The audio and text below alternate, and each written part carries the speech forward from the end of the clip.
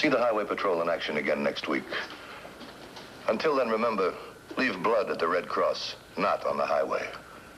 This is Broderick Crawford saying, see you next week. Around 70 miles into the journey, south of Bakersfield, Dean and his flashy new race car receive some unwanted attention.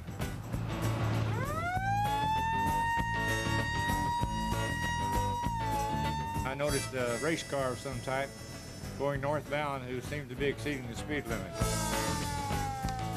That was a nice machine he had. It was a beautiful car. It seemed like about knee-high to me. It was a very, very small, low car. Yeah, it was strictly built for speed.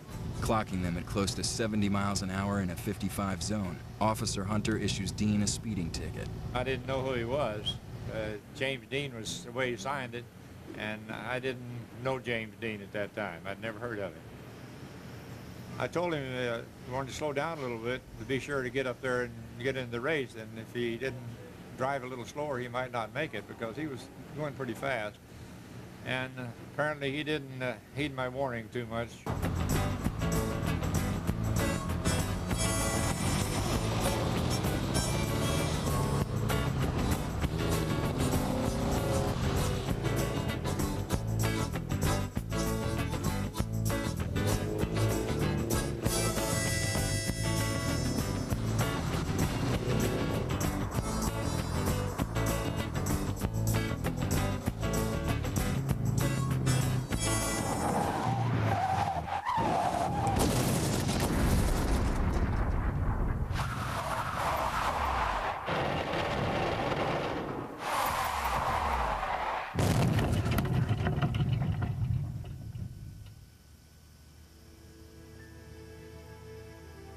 Just over a week after buying his treasured Spider, a prophecy is fulfilled.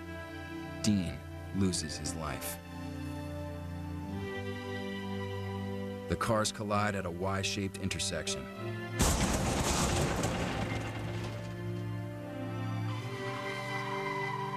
The Porsche lands by a barbed wire fence on the side of the road.